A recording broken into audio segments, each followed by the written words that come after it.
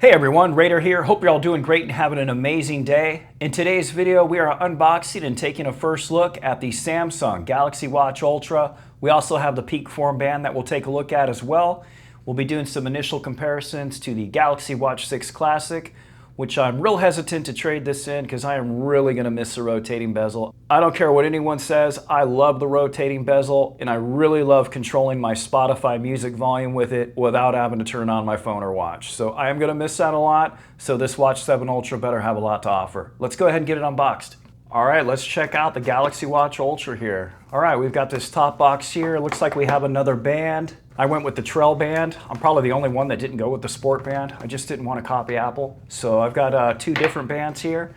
And I went with the gray color instead of silver or white. So let's go ahead and check it out real quick. All right, let's check out this Watch 7 Ultra. Let's get this out of here. Come on. Don't be shy. Ooh, there we go. Okay.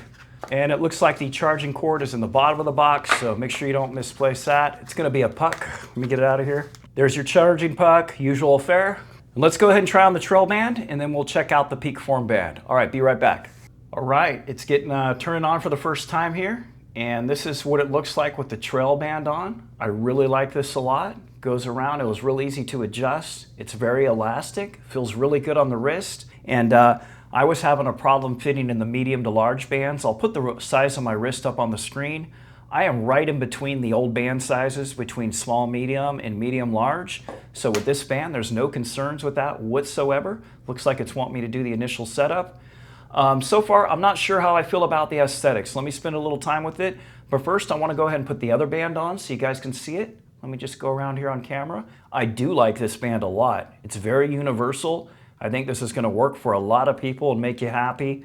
It's very kind of subdued. Don't really notice it too much. It kind of shows up on camera, but looking at it in real life, you don't really see these little riblets and stuff too much. But yeah, it feels really nice and light on the arm here. Yeah, I'm liking this band a lot. Let's go ahead and try the other one out. All right, now we're looking at the Peakform band. These both have quick release mechanisms, which makes them go on and off real easy. I'll show you in just a second. Please don't ask me to pick a favorite band, because honestly, between these two right here, I really can't. This one feels a little bit wider on your wrist, but it does make it feel like this seats down more evenly on your wrist. However, I just kind of like the traditional style a little bit more, you know, where you just kind of pick your size. I went and brought this out to my fiance with the Trail band on. She immediately wants to upgrade, like right now. She wants this band, and I told her, unfortunately, it's not compatible with her Watch 6. So it looks like I might have to end up buying another Watch 7 because she is in love with this band. I'm indifferent. I like them both.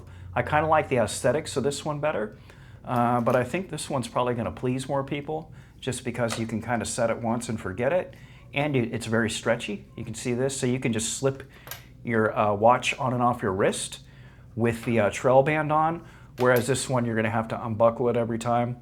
Let me go ahead and get this linked up to my S24 Ultra, and we'll start doing a walkthrough of the faces and functionality, and I'll let you know what I think of the Watch Ultra. All right, we are back, and it's actually been a couple weeks since I shot that first unboxing footage. And I gotta tell you guys, this is by far my favorite Galaxy Watch of all time. The only thing I don't like about it is the price. It's currently coming in at $649 at the time of the making of this video. It's a little steep for what it is, but I will say the overall fit and finish and just the premium experience that we're getting with this has been phenomenal. The first thing I noticed was just how smooth the new Watch 7 Ultra is, and that's thanks to the new W1000 5-core processor, and it does make a substantial difference. Like here, we'll swipe down to go to our quick toggles. You see how quickly that came up? We'll go all the way to add a new set of quick toggles. That screen popped up instantly. We swipe from the left to the right to get to our notifications. Everything's coming through super fast. And then we swipe from the right to the left to get to our different tiles. They all come up very fast. And you can also go right up here from the top, right along the edge of the watch. And it is kind of nice that we have this kind of indentation that goes all the way around it. That makes it real easy to just kind of rub your finger around that edge there. And swiping up gets us to our app drawer.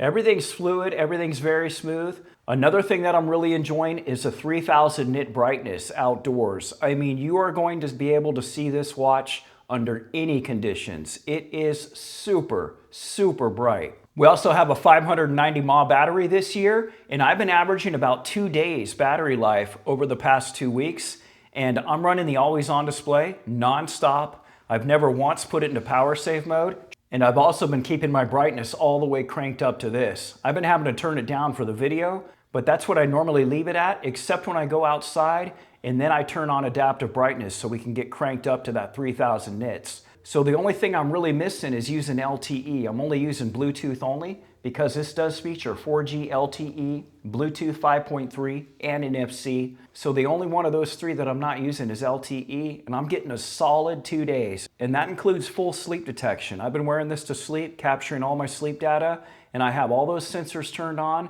and I'm still getting a solid 2 days. So if you keep your brightness down a little bit and turn always on display off, I bet you'll get close to 3 days battery life with this, and that's pretty darn good. Also this year, we're getting 2 gigs of internal memory, as well as 32 gigs of external storage, and we have 10 ATMs of water resistance. There's a ton of watch faces to pick from, but honestly, my favorite one is the default watch face. We get a compass that actually works when you move your wrist around. It's really nice. The other thing too is when this goes into always on display mode, you'll notice that all the orange accents have gone away.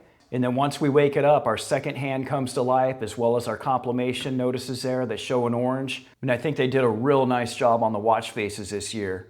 Also new for this year is a total of 13 LED sensors to help us get better health tracking. And then we also have the new action button, which I currently have set to turn on the flashlight, which has been coming in super handy. I like this a lot. You know, this is obviously kind of a ripoff from Apple. I'll be the first to admit that.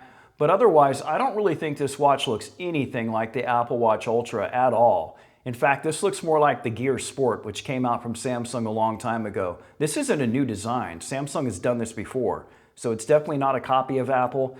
However, I will say those orange bands, you know, what can I say about that? But otherwise, I think it definitely looks unique. I like the way it looks on me. You know, I've got it on a little bit tighter than I normally would, just out and about, but I just want to make sure it's not slipping around on the video. But all in all, it looks pretty good. I like the fit and finish, and it feels very much like the Watch 6 Classic. I did say I was going to compare it a little further to the Watch 6 Classic, but unfortunately, during the time of the making of this video, I did have to get the Watch 6 Classic back to Samsung. So coming up on the channel, we're going to do a full walkthrough of the Galaxy Wearable app, so you know everything that's in store for this watch, and we're also going to cover a bunch of tips and tricks. If you have any questions or comments about the latest Galaxy Watch Ultra here, go ahead and drop them down in the comments section below. I always do appreciate your time, and thanks for watching.